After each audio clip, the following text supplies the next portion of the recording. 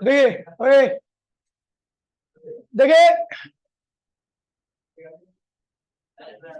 देखिए, अरे भाई बस, लाइट के पीछे बहुत सारी थ्योरीज दी गई थी, ठीक है। उनमें से एक थ्योरी थी कॉर्पस्कुलर थ्योरी ऑफ लाइट, ठीक है भैया। ये कहता है भैया light consist of the tiny particles called corpuscles which are shot out at a high speed by the luminous object theory. This theory could not explain the reflection. could explain the reflection. ये सब बेकार है, मतलब ये आएगा नहीं, ना के बराबर आने की संभावना, इसलिए मैं इसमें ज्यादा टाइम वेस्ट नहीं करना, ठीक है। सीधा मुद्दे पे आता हूँ, बात करता हूँ भैया वेव फ्रंट। किसकी बात करता हूँ? तो वेव फ्रंट एक ऐसी लाइन होती है, एक ऐसी लाइन होती है, ठीक है, जिसके ऊपर प्रेजेंट हर एक पार्टिकल का फेस क्या होता है? सेम होता है, सब एक ही फेस में ऑसिलेट कर रहे होते हैं, ठीक है। एक फेस मतलब सबका एंगल क्या होता है? सेम होता है। तो लिखा हुआ है एक ऐसी टेंजेंट या एनवलप जो ऐसे पार्टिकल्स को ज्वाइन करता है जिनका फेस क्या होता है? सेम होता है, उसको हम क्या कहते हैं भैया? वेव फ्रंट कहते हैं। क्या कहते हैं? वेव फ्रंट, ठीक है भैया। अगर मैं बात करूं होमोजीनियस मीडियम में, तो होमोजीनियस मीडियम में वेव फ्रंट की शेप क्या होती है? रेगुलर होती है। और हेट्रोजीनियस मीडियम में वही शेप क्या होती है? इरेगुलर हो जाती है, शेप फिक्स नहीं रहती। रीजन यही है कि भैया अगर मान लीजिए ऊपर डेंसर मीडियम है तो लाइट कम डिस्टेंस ट्रेवल करेगी, ये भी डेंसर मीडियम है तो यहाँ पर भी कम करेगी, रेयर में क्या करेगी? ज्यादा करेगी। तो जब आप ऐसे पार्टिकल को ज्वाइन करोगे जिनका फेस सेम है, तो ऐसी शेप बन के आएगी जो कि क्या रहेगी भैया? इरेगुलर इन शेप, ठीक है। उसके बाद आते हैं भैया टाइप ऑफ वेव फ्रंट पे। किस पे आते हैं? तो भैया मैंने बताया था आपको टाइप ऑफ वेव फ्रंट में अपने पास स्पेरिकल वेव फ्रंट होता है। स्पेरिकल वेव फ्रंट में ठीक है, मीडियम कैसा होना चाहिए? होमोजीनियस। सोर्स कैसा होना चाहिए? पॉइंट। तो यहाँ से निकलने वाली आगे से पीछे से दाएं से बाएं से हर जगह से जो भी एनर्जी रहेगी इक्वल टाइम में इक्वल डिस्टेंस करेगी। आप ऐसे पार्टिकल को ज्वाइन करोगे जिनका फेस सेम है तो क्या बन के आएगा? स्फीयर। अगर आपका जो सोर्स है वो कैसा है? लीनियर है, ठीक है। और मीडियम कैसा है? होमोजीनियस। तो एनर्जी चारों ओर जैसे इधर निकल रही है वैसी बोर्ड के पीछे भी जाएगी और बोर्ड के आगे भी जाएगी, ठीक है। बोर्ड के आगे भी जाएगी। आप ऐसा एनवलप खींचोगे जो ऐसे पार्टिकल्स को ज्वाइन करिए जिनका फेस क्या सेम है, तो जो स्ट्रक्चर बन के आएगा कैसा आएगा? सिलेंड्रिकल। किस टाइप का आएगा? सिलेंड्रिकल आएगा, ठीक है। प्लेन वेव फ्रंट क्या है? थैंक यू बच्चे यार, नेग्लेक्ट अगर तो सामर्थ्य मान है। पानी डालेंगे तुम इसमें? ठीक है, चलो इलायची डाल दो तो मजा आएगा। चल कोई नहीं, चलो भैया देखिए प्लेन वेव फ्रंट, ठीक है भैया। प्लेन वेव फ्रंट की बात करता हूँ तो भैया जब आपका सोर्स ऑफ एनर्जी क्या होता है भैया? बहुत दूर होता है। क्या होता है? तो यहाँ से एक्चुअल में आता तो स्फेरिकल ही है, लेकिन अर्थ बहुत छोटी है तो इसके हिस्से में स्फीयर का बहुत छोटा पार्ट आता है। और स्फीयर के बहुत छोटा पार्ट कैसा होता है? प्लेन। क्या होता है? तो भैया डिस्टेंस सोर्स ऑफ लाइट क्या होता है भैया? प्लेन वेव फ्रंट का एक एग्जांपल है, ठीक है। चलो उसके बाद रे। तो भैया बता दूं रे क्या होती है? तो रे एक परपेंडिकुलर लाइन होती है जो कि वेव फ्रंट पर होती है, और रे और वेव एक दूसरे के क्या होते हैं? परपेंडिकुलर। काफी इंपोर्टेंट कंसेप्ट है तो इसे ध्यान रखना। हाइगन प्रिंसिपल क्या कहता है भैया? हाइगन प्रिंसिपल,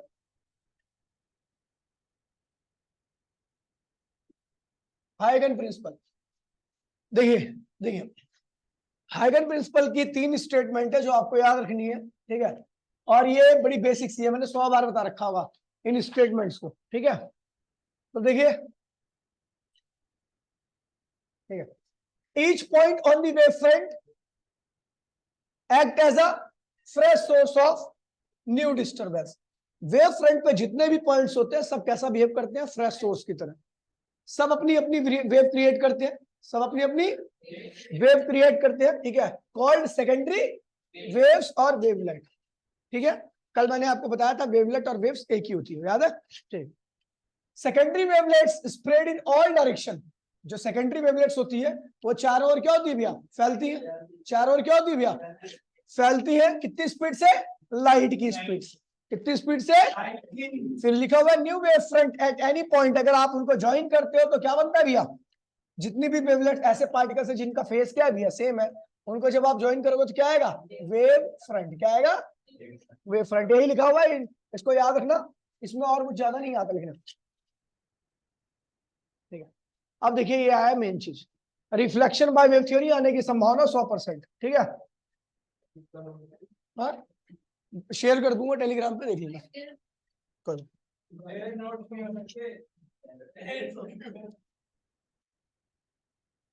देखिए रिफ्लेक्शन बाय वेव थ्योरी, तो रिफ्लेक्शन किसके साथ होता है? मिरर के साथ। डायग्राम ध्यान रखना इसका। ठीक है, ये एक पॉइंट है और इसका कॉरेस्पॉन्डिंग पॉइंट ये है, इन दोनों को ज्वाइन कर दिया। आपको पता है ये रे है, रे वेव के ऊपर क्या होती है? वेव फ्रंट हाइपेस। ये दोनों क्या है? कॉरेस्पॉन्डिंग पॉइंट है, ज्वाइन किया, क्या बन गया? वेव फ्रंट बन गया। ये आपने क्या खींच दिया? नॉर्मल। क्या खींच दिया? ये एंगल क्या था? आई। तो ये क्या है? 90 माइनस आई। आई तो ये क्या होगा? आई हो जाएगा। समझिए, ये डायग्राम यहां तक कंप्लीट हो गया। मैंने कहा अगर ए को यहां तक आने में, हा? कोई बात नहीं, कोई दिक्कत नहीं। ठीक है, ए को ए डैश तक आने में कितना टाइम लगा? टी। कितना टाइम लगा? कितनी स्पीड से? C speed. तो यहां से यहां तक का डिस्टेंस क्या होगा? C T. तो जब ये यहाँ पे था तो यहाँ पे था, जब ये यहाँ से यहाँ पे चल के आ गया तो यहाँ से रिफ्लेक्ट होके यहाँ पे चले आएगा। ये बी पॉइंट कहाँ चलेगा? B dash. तो ये दोनों अभी भी कॉरेस्पॉन्डिंग पॉइंट होंगे, ज्वाइन किया, क्या बन गया भैया? वेव फ्रंट बन गया। ये आपका एंगल आर है, तो क्या होगा? 90 माइनस आर होगा, तो ये क्या होगा? आर होगा। अब आपको पता है भैया ये दोनों ट्राइंगल क्या है भैया? सिमिलर है बाय आरएचएस से, राइट एंगल हाइपोटेन्यूस साइड के रेशियो से। तीनों दोनों ट्राइंगल क्या है भैया? सिमिलर है। और सिमिलर ट्राइंगल के कॉरेस्पॉन्डिंग एंगल्स भी क्या होते हैं भैया? सिमिलर ही होता है। तो यहाँ पे एंगल आई इक्वल्स टू में एंगल आर हो गया। ठीक है, आसान था। आगे बढ़ते भैया, अब बात करते हैं refraction by wave theory. Refraction by wave theory, अब रिफ्रैक्शन करेंगे, रिफ्लेक्शन हटा के। ठीक है, रिफ्रैक्शन के लिए दो मीडियम चाहिए। एक मीडियम का रिफ्लेक्टिव क्या है? म्यू1 है, दूसरे का क्या है? म्यू2 है। ये दो रे आ रही है, तो आपको पता है ये दोनों पॉइंट क्या है भैया? कॉरेस्पॉन्डिंग पॉइंट है। ज्वाइन कर दिया, क्या बन गया? वेव फ्रंट बन गया। ये एंगल क्या है भैया?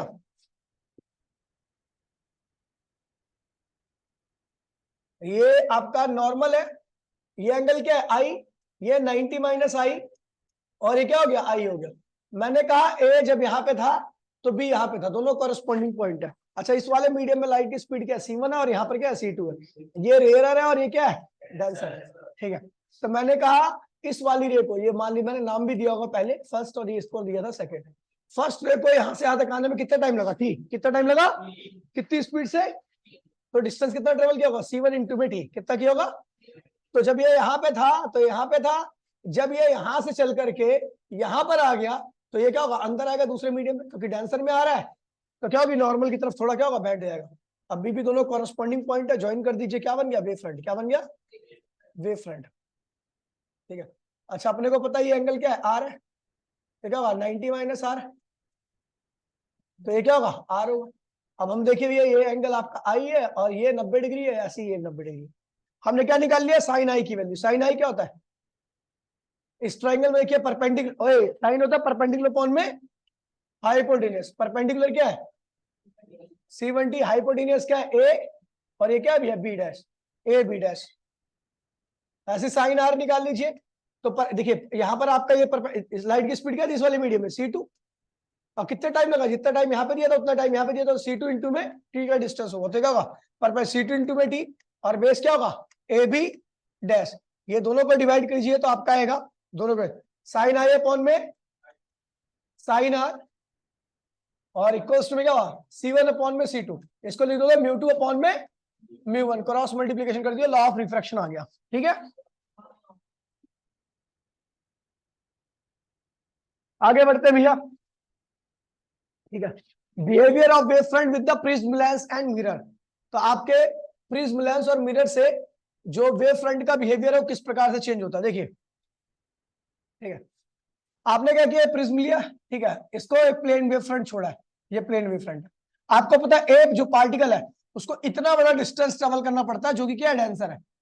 ठीक है, और बी जो पार्टिकल है पहले वो रेयर में चल रहा था तो उसकी स्पीड तो तेज ही रहेगी, फिर उसको मात्र इतना डेंसर पार्ट कवर करना है। ठीक है, जब तक ए आपका यहां से यहां पे चल के आता है तब तक बी जो है पहले इतना रेयर पार्ट चला तो स्पीड यहाँ पे ज्यादा थी, थोड़ी यहाँ पर स्पीड कम हुई क्योंकि डेंसर पार्ट कम था, तो यहाँ पर थोड़ी देर के लिए स्पीड कम हुई, उसके बाद फिर वो कहाँ आ गया, रेयर मीडियम में आ गया। तो उसने कहा हाँ हाँ बैंड हो रहा है, देखना डायग्राम ऐसे बना दिया मैंने। तो ये जो ए था वो यहाँ पे पहुंचा, और बी क्या हुआ, थोड़ा यहाँ पे बैंड हुआ, यहाँ पे अच्छा ये ऐसे कह रहा है क्या, तो नॉर्मल, ये नॉर्मल इसका ऐसा होता ना, तो ये ऐसी बैंड हो गई, ये नॉर्मल है ना, ऐसे नहीं आएगा, ऐसे आएगा, ठीक है। तो यहाँ पर आ गया, और यहाँ पर क्या हुआ, जो वेव फ्रंट पहले सीधा था वो कैसे हो गया, ऐसा, समझ गया। देखिए आगे बढ़ते भैया, कॉन्वेक्स का ये बड़ा सिंपल सा डायग्राम है इसका, ठीक है। ये प्लेन वेव फ्रंट था, ए बी सी, आपको पता है ए को बड़ा छोटा पार्ट कवर करना है डेंसर का, इतना सा, बी सी को थोड़ा सा बड़ा मतलब उसको भी छोटा ही पार्ट कवर करना है, लेकिन बी को काफी थिक पार्ट करना है डेंसर का। तो ये बी क्या होगा, पीछे हो जाएगा, ए और सी क्या होंगे, आगे निकल जाएंगे। जो वेव फ्रंट पहले सीधा था वो क्या हुआ, इस नेचर का हो जाएगा, कन्वर्जिंग नेचर का, समझ गए। बिल्कुल सेम यहां पर भी है कि भैया ये क्या है, कॉनकेव लेंस है, क्या है ये आपने प्लेन वेव फ्रंट छोड़ा, एक दो सॉरी एक दो और तीन, तो भैया आपको पता है एक और तीन इनको काफी डिले लग जाएगी क्योंकि काफी थिक पार्ट से गुजरेंगे, ठीक है। तो ये पीछे रहेंगे, और दो क्या था, काफी थिन पार्ट से निकलेगा, तो ये आगे निकल जाएगा दो, और एक और तीन क्या होंगे, पीछे रहेंगे। तो वेव फ्रंट की शेप क्या होगी, इस तरीके से हो जाएगी, समझ गया।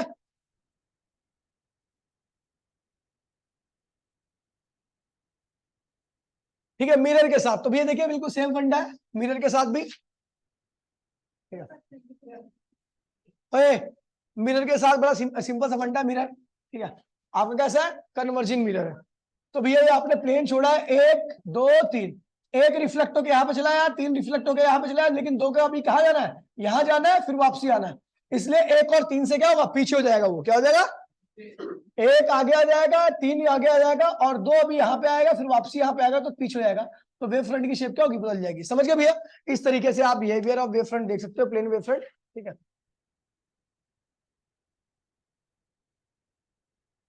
ये अब आते हैं भैया सुपर पोजिशन, ठीक है, छोड़ो इसे। Principle of super position, principle of super position क्या कहता है, प्रिंसिपल ऑफ सुपर पोजिशन कहता है कि मान लीजिए कुछ वेव्स हैं जो सेम डायरेक्शन में चल रही है, अगर वो एक दूसरे को सुपर इंपोज करके एक नई वेव बनाती है, तो नई वेव का जो एम्पलीट्यूड होगा वो तीनों वेव्स के एम्पलीट्यूड के वेक्टर सम के क्या होगा, बराबर होगा, ठीक है। ये आ गया नया एम्पलीट्यूड, ठीक है भैया, ये प्रिंसिपल ऑफ सुपरपोजिशन। अब देखिए रिजल्ट ऑफ सुपरपोजिशन, क्या क्या रिजल्ट होते हैं सुपरपोजिशन के, अगर दो वेव्स एकदम सेम एग्जैक्टली सेम है तो क्या बनेगा, कंसिडर, ये भी एग्जैक्टली सेम है तो क्या बनेगा, लेकिन ये दोनों एक दूसरे क्या है, अपोजिट, तो क्या बनेगा, डिस्ट्रक्टिव, कोई रिजल्ट नहीं मिलने वाला, ठीक है। उसके बाद है interference of light. Interference of light होता क्या, देखिए ऐसी लाइट, देखिए इंटरफेरेंस क्या है, तो कह रहे भैया जब दो लाइट जिनकी फ्रीक्वेंसी क्या होती है, सेम होती है, और फेज डिफरेंस या तो जीरो होता है या कांस्टेंट होता है, और एक ही डायरेक्शन में क्या कर रही होती है, ट्रैवल कर रही होती है, ठीक है।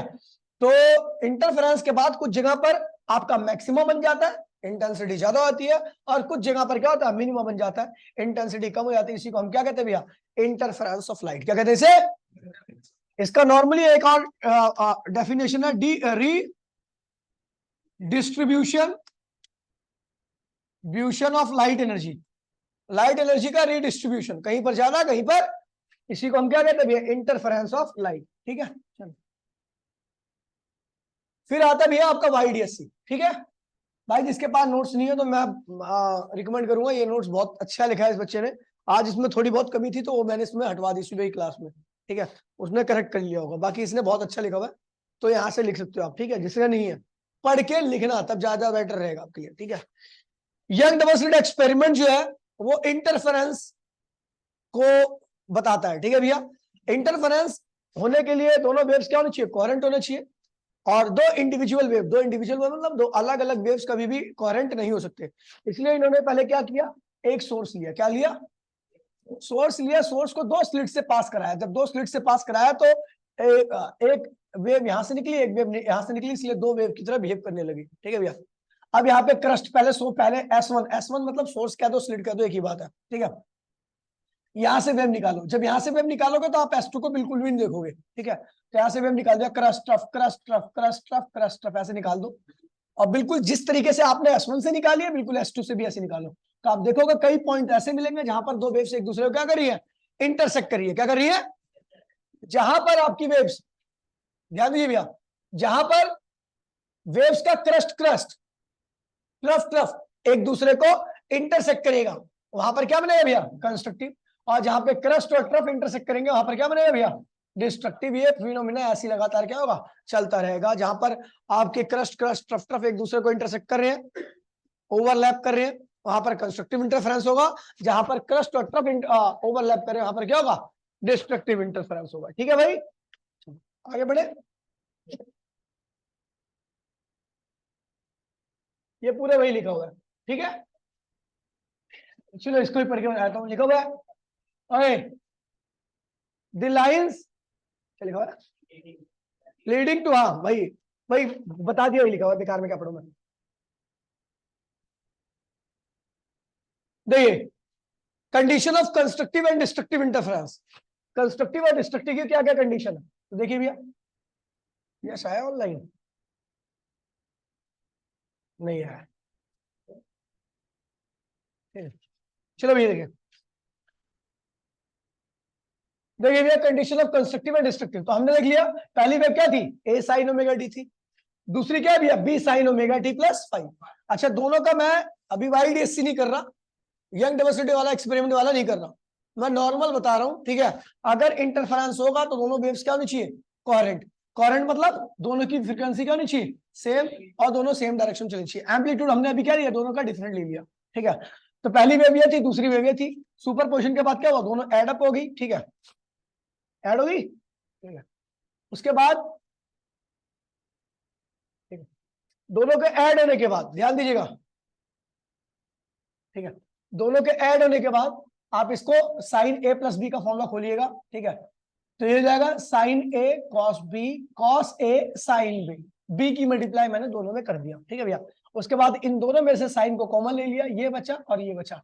और उसके बाद देखिए भैया, हमें पता है हमने जो दो वेव्स को सुपरपोज कराया वो सिंपल हार्मोनिक थी, क्या थी, तो रिजल्ट भी क्या होना चाहिए, सिंपल हार्मोनिक आना चाहिए। सिंपल हार्मोनिक मतलब जो सिंगल साइन या सिंगल कॉस की टर्म में लिखा जा सके। तो हमने देखा कि यहाँ पर सिंगल साइन और कॉस की टर्म में तो लिखा ही नहीं आ रहा, तो इसीलिए हमें एक मेथड पता है जिसे कहते हैं रिडक्शन मेथड। रिडक्शन मेथड में हम बड़ी सी इक्वेशन को रिड्यूस करके सिंगल साइन और कॉस की टर्म में लिख देते हैं। तो हमने क्या किया, इस वाली टर्म की जगह पे क्या ले लिया, आर कॉस थीटा, और इस वाली टर्म की जगह पे क्या ले लिया, आर साइन थीटा। यहाँ पे रख दिया, आर कॉमन ले लिया दोनों से, ये देखो ये क्या आ रहा है, तो आर कॉमन ले लिया। यहाँ पे क्या बचा, sign omega T cos theta cos omega T sine theta, इसको एज इट इज ये लिख दिया। तो हमने देखा ये वेव तो आपके सिंगल साइन की टर्म में आ गई, यानी क्या है, ये भी सिंपल हार्मोनिक वेव है। क्या है ये, आर क्या है, amplitude of result wave, theta क्या है, initial phase of result wave, समझ गए। उसके बाद है कैलकुलेशन आर। अब आपको पता है आर जो है रिजल्ट वेव का एम्पलीट्यूड है, और वो क्या है अपने लिए अननोन है। तो हमने आर के लिए कैलकुलेशन की, आर क्या है, एम्पलीट्यूड ऑफ रिजल्ट वेव, जिसको हमें कैलकुलेट करना। तो हमने क्या किया, पहली इक्वेशन ये थी, आपको पता है ए बी कॉस फाइव किसके यहाँ पे था, आर कॉस, और बी साइन फाइव किसके यहाँ पे था। तो हमने क्या किया, पहली और दूसरी इक्वेशन को ऐड किया और दोनों का स्क्वायर कर दिया। स्क्वायर करके ये करोगे तो आपका आएगा A square plus B square plus 2ab cos five, ठीक है भैया, समझ गए। उसके बाद फिर, ठीक है, अपने को पता है क्वेश्चन दिखा कराया मैंने, ठीक है, मैंने कहा एक वेव ये है 3 साइन ओमेगा टी, दूसरी वेव क्या है 4 साइन ओमेगा टी प्लस 90। अब कह रहा है जो इन दोनों को जुड़ने से नई वेव बनेगी उसका एम्पलीट्यूड बताओ। तो भैया पहली वेव का क्या होता है, A square B square plus 2ab cos five. तो पहली वेव का एम्पलीट्यूड क्या, 3 तो 9 हो गया, दूसरे का 4 तो क्या होगा 16, और ये यहाँ पे रखोगे कॉस क्या होगा, रखोगे दोनों में फेज डिफरेंस क्या है 90, तो कॉस 90 क्या होता है 0। तो रिजल्ट वेव का एम्पलीट्यूड क्या हो गया 5 मीटर। अब इसके बाद इनिशियल फेज भी निकालना है, क्या निकालना है, दोनों, आप जो थीटा निकला है वो भी तो अननोन है, थीटा है क्या इनिशियल फेज किसका, रिजल्ट वेव का। तो थीटा निकालना, तो हमें पता भी है कि आर साइन थीटा की वैल्यू क्या रखी है, बी साइन फाइव, और आर कॉस थीटा की वैल्यू क्या रखी है, A B plus cos five. दोनों को डिवाइड कर दिया, आर से आर क्या हुआ कैंसिल हो गया, साइन थीटा अपॉन में कॉस थीटा क्या होता है tan थीटा होता है। इसको एज इट इज लिख दिया, तो हमें फॉर्मूला मिल गया क्या, ठीक है, ये मिल गया भैया आपका, ठीक है। ये देखिए थीटा ही पे रखिए, उसके बाद ये मिल गया। अब उसी क्वेश्चन के हिसाब से देखिए, तो बी की वैल्यू क्या है वहां पर 4, साइन फाई क्या है भैया 90 डिग्री का, ए क्या है भैया 3, बी क्या है वहां पर 4, और कॉस फाई क्या होगा 90। तो ये भैया काटा पीटी करोगे तो इनिशियल फेस उस वाली दोनों की जब वेव जुड़ेंगी तो उसका एम्पलीट्यूड क्या होगा 5, और इनिशियल फेस क्या होगा उसका रिजल्ट वेव का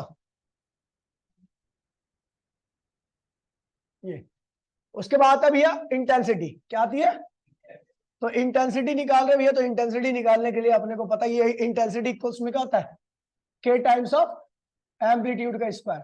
तो पहली वेव, अब देखिए पहली वेव की इक्वेशन क्या थी, y1 इक्वल्स टू में a साइन ओमेगा टी, दूसरी वेव क्या थी b sign omega T plus five. तो भैया इसकी इंटेंसिटी क्या होगी I1 के ए स्क्वायर के ए, और इसकी इंटेंसिटी क्या होगी के बी स्क्वायर। लेकिन इन दोनों के जुड़ने पर जो रिजल्ट वेव आई है उसकी इंटेंसिटी क्या होगी, तो देखिए भैया आपको पता है रिजल्ट वेव की इंटेंसिटी क्या होगी के टाइम्स ऑफ उसके एम्पलीट्यूड का स्क्वायर। उसका एम्पलीट्यूड क्या था ये था ना, और स्क्वायर करोगे तो स्क्वायर सेंटर रूट क्या हुआ कैंसिल हो गया, के की मल्टीप्लाई की तो के स्क्वायर के बी स्क्वायर 2 के ए बी कॉस थीटा। तो ये भैया ये क्या हुआ I1, ये क्या हो गया I2, और आपने 2 को 2 लिख दिया, के को लिख दिया अंडर रूट के, ए को लिख दिया अंडर रूट ए स्क्वायर, बी को लिख दिया अंडर रूट बी स्क्वायर। कोई दिक्कत तो नहीं है, ठीक है। ये I1 ये I2 और ये देखिए 2 लिख दिया इसको, और के और ए स्क्वायर को एक साथ में लिख दिया तो अंडर रूट के स्क्वायर, और के और बी को लिख दिया अंडर रूट के बी स्क्वायर। इसको सॉल्व किया तो I1 I2 और ये क्या होगा 2 under root I1 I2 cos 5, ठीक है भैया। अच्छा देखिए यहां पर एक टर्म है, ठीक है, यहां पर एक टर्म है cos 5। हाँ, दांत फाड़ ले, पढ़ाई जिंदगी में तो की नहीं है तूने, अभी तेरे को क्या ही पढ़ना है।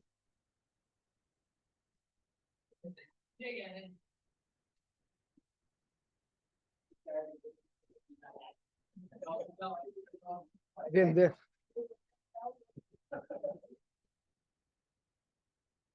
देखिए भैया, ओए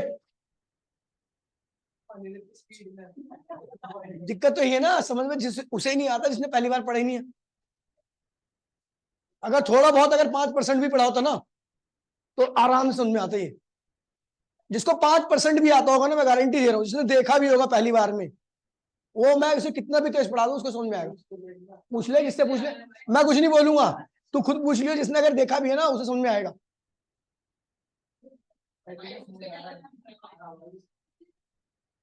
हाँ बोल, बता ना।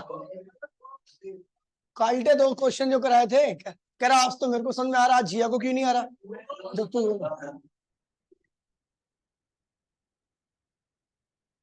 भाई मैं बता रहा हूँ जिसने थोड़ा भी देखा होगा ना, कि ऐसे लिखा रखा है मैंने कि दोबारा पढ़ने पे एकदम समझ में आ जाएगा, कोई दिक्कत नहीं होने वाली है, थोड़ा भी देखा होगा। अब पहली बार तो देख लिया कर, केवल देख लिया कर, नहीं भी समझ में देख लिया कर, गारंटी दे रहा हूँ तुमने पहली बार देखा होगा ना, अभी 100% समझ में आएगा।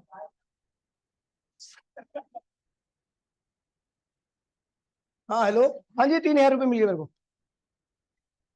हाँ जी, हाँ हाँ पैसे दिए ने मेरे को 3000 रुपये। हाँ जी हाँ जी, ठीक है। हाँ जी हाँ जी 3 मिल गया, मैंने लिख के भेज दे रहा हूँ मैं आपको, ठीक है। ठीक ठीक, पिछली बार तूने खा ली तेरी मम्मी कह रही है।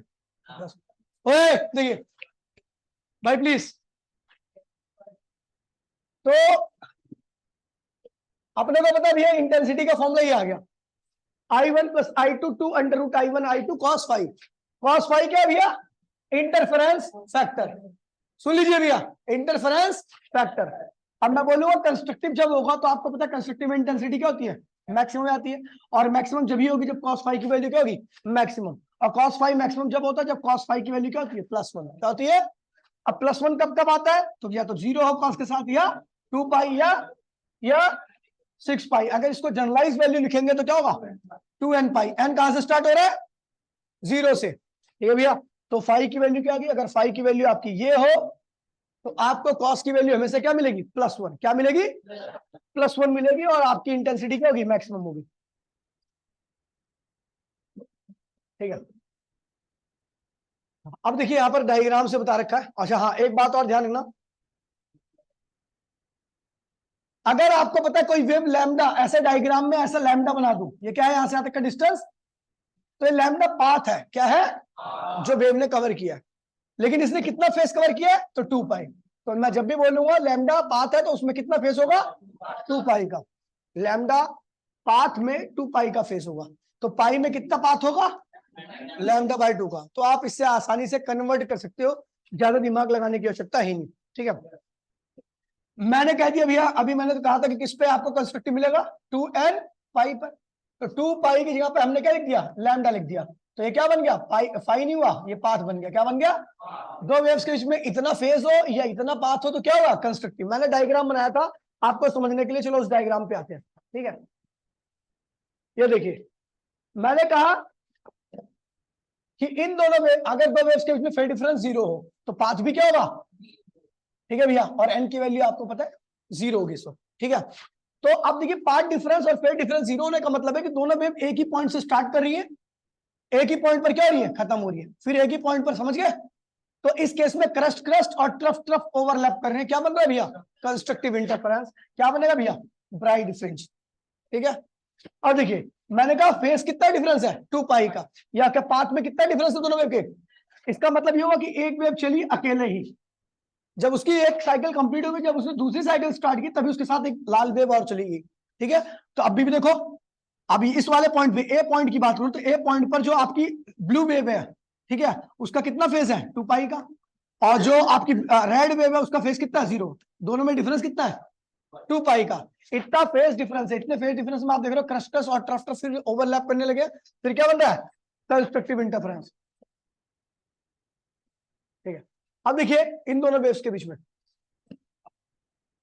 यहां पर क्या है भैया, एक वेव कितना चल गई, 2 पाई, और 4 पाई कितना चल गई, 4 पाई। अब ए पॉइंट की बात करूंगा तो रेड वाले वेव की ने कितना एंगल कवर किया, 0, और ब्लू वाली वेव ने कितना कवर किया, 4 पाई का, 4 पाई का।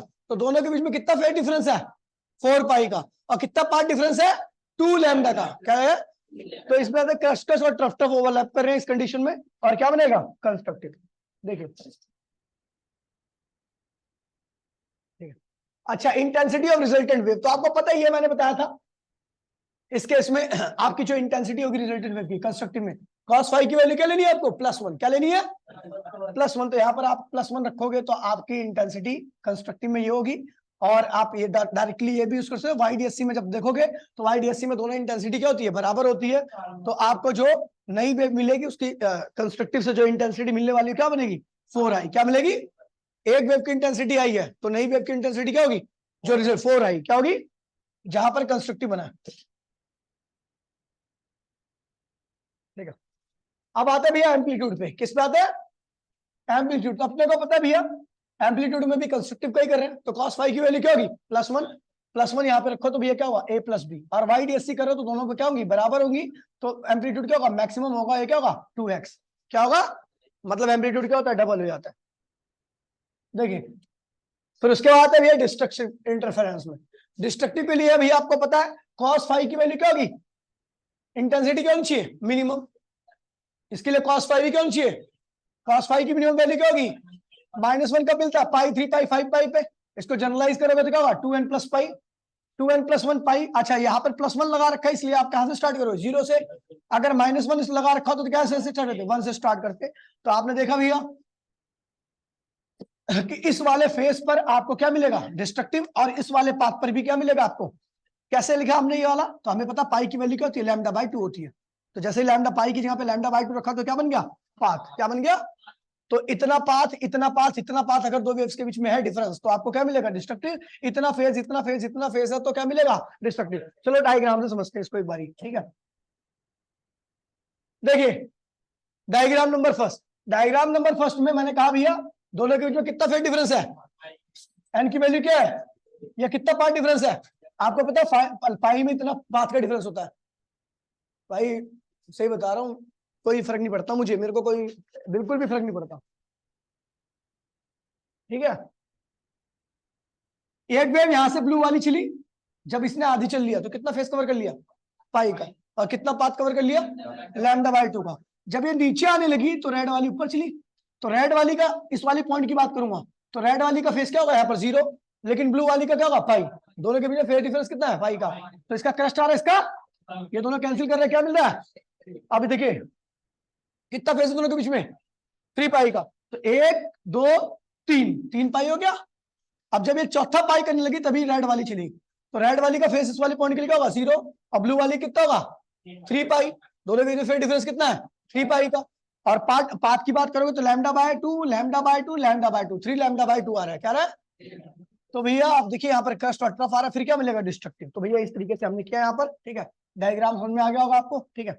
और उसके बाद भैया इंटेंसिटी क्या है, इंटेंसिटी, ठीक है, इंटेंसिटी डिस्ट्रक्टिव में। तो भैया जब भी मैं इंटेंसिटी की बात करूंगा तो cos फाई की वैल्यू क्या होगी, मिनिमम होनी चाहिए। इंटेंसिटी मिनिमम होगी, मिनिमम के लिए cos फाई क्या होनी चाहिए -1। यहाँ पे रखिए तो आपकी इंटेंसिटी ये होगी, और इसे मिनिमम भी कहते हैं, ठीक है भैया। YDSC की बात करूंगा तो I1 I2 दोनों आपस में क्या होंगे, बराबर होंगे, तो आपकी इंटेंसिटी क्या हो जाएगी 0, ठीक है। एम्पलीट्यूड भी क्या होगा YDSC के केस में, एम्पलीट्यूड वैसे माइनस होता है, A माइनस B, ठीक है। एम्पलीट्यूड क्या होगा cos फाइव इक्वल्स टू -1, तो यहाँ पर A square B square plus 2AB -1 लिख दिया, उसको सॉल्व किया तो A माइनस B आ गया। और YDSC की बात करूंगा तो दोनों क्या होंगे, बराबर होंगे, तो Y का इंटेंसिटी क्या हो जाएगी 0 हो जाएगी, ठीक है भैया। अच्छा, कोहेरेंट इनकोहेरेंट सोर्स की बात की थी मैंने, तो कोहेरेंट सोर्स क्या होता है भैया, ऐसा सोर्स जिनकी फ्रीक्वेंसी क्या हो भैया सेम हो और फेज डिफरेंस क्या हो कांस्टेंट हो। और इनकोहेरेंट क्या होता है, जिनकी फ्रीक्वेंसी और फेज डिफरेंस दोनों क्या हो भैया, और इंटरफेरेंस के लिए लाइट शुड बी मोनोक्रोमैटिक, मतलब सिंगल वेवलेंथ की होनी चाहिए, ठीक है। कंसेप्ट ऑफ YDSC, तो भैया बताया था मैंने YDSC, अगर YDSC में कंस्ट्रक्टिव हो रहा है तो पार्ट डिफरेंस क्या होनी चाहिए L लैम्डा, फेज डिफरेंस क्या होनी चाहिए 2n पाई, इंटेंसिटी डायरेक्टली आप यूज करते हो, एम्पलीट्यूड डायरेक्टली आप यूज कर सकते हो, ठीक है। ये यहाँ पे आ गया, ठीक है भैया।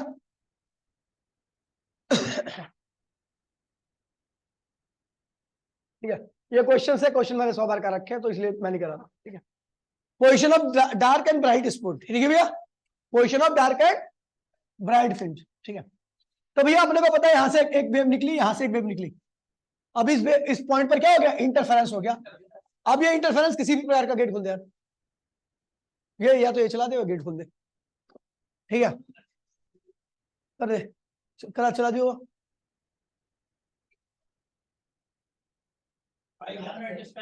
दिमाग लगाओ उसमें कौन सा बंदा है,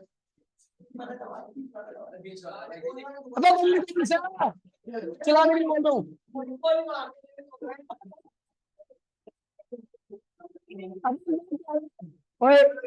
मैं कह रहा हूँ चला दे, तो चलाते उसी को ना जो बंद होता है, तो वही चलाता, बाकी सब ऑन कर।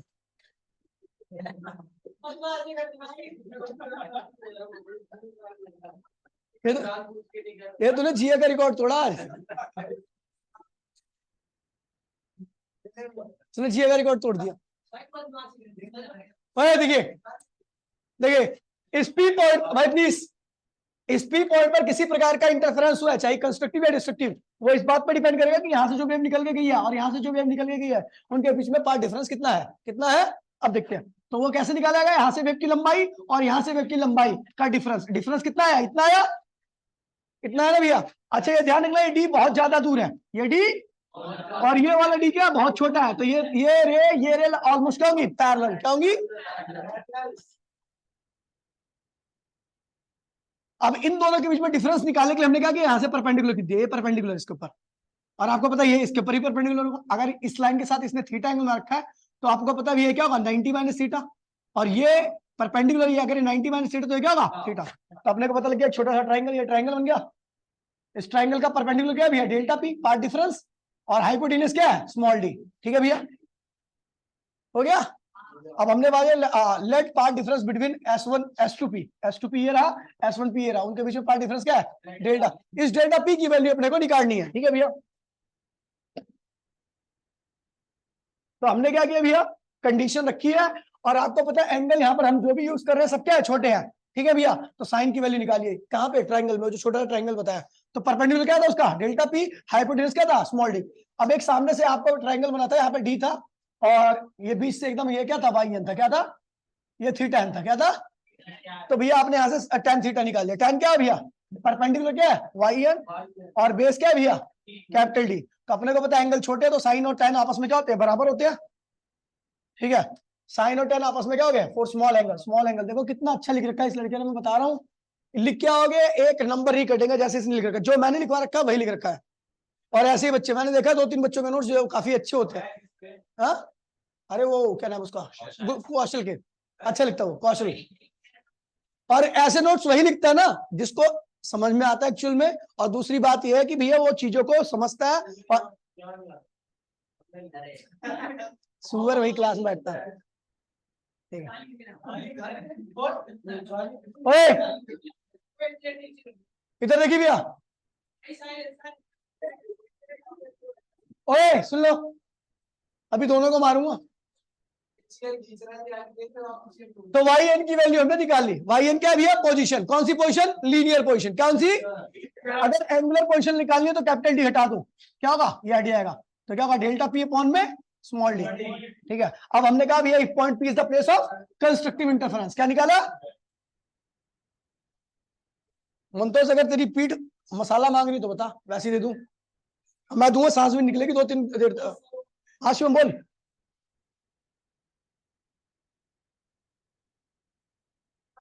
चल कोई नहीं, प्रसाद ले लियो। चल ठीक ठीक है। ओए देखिए, तो मैंने बोला भैया point P is the place of constructive interference. तो इसमें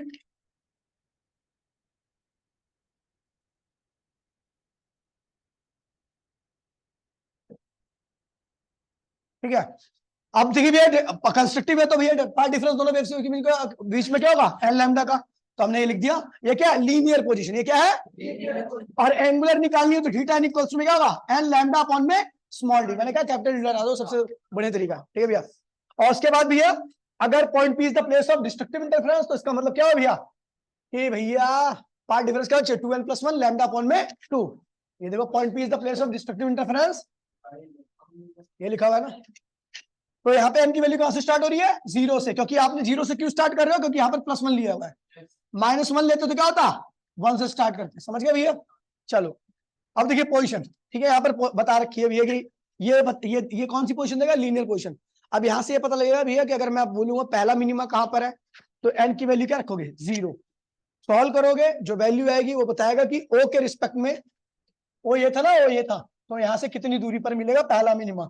दूसरा मिनिमा क्या मिलेगा? तो एन की वैल्यू क्या यूज करोगे? 1। क्या लोगे? समझ गए? जौन सा मिनिमा बोल देगा तो आपको एन की वैल्यू वही रखनी है और बताना है। उसके बाद विड्थ बतानी होती है। क्या होती है? आपको स्क्रीन देखोगे, जब स्क्रीन देखोगे तो स्क्रीन पर आपको कुछ ये माहौल मिलने वाला है। ये ठीक है, ये माहौल मिलेगा आपको। मुझे पता है, इसने पूरा लिख रखा है, जैसे मैंने लिखा रखा वही लिखा है इसने। ठीक है, तो आपको पता लगी ये सेंटर था, यहाँ पे कोई सेंटर है रहा। ठीक है, ये सेंटर है आपका। ठीक है भैया? अबे नहीं, जूम नहीं इतना ही। ठीक है, तो ये क्या हो गया भैया? आपका सेंटर ये हो गया। अच्छा हाँ, ये इसने यही लिखा है सेंटर, मतलब नीचे वाला नहीं बनाया इसने। ठीक है, नीचे वाला मतलब एज इट इज ऐसी नीचे आएगा जैसे ऊपर गया ना। तो सेंटर है। ये क्या है? ये सेंटर। ये क्या है? पहला मिनिमम। ये क्या है? दूसरा मिनिमम। ये दूसरा मिनिमा। अगर आपको इस मैक्सिमा की विड्थ निकालनी है तो इस मिनिमा और इस मिनिमा को क्या करो? माइनस कर दो। ये विड्थ आ गई। और आपको अगर ये मिनिमा चाहिए, ये मिनिमा डार्क फ्रिंज, तो इस मैक्सिमा और इस मैक्सिमा की पोजीशन को माइनस कर दो। बताया था मैंने आपको। ठीक है,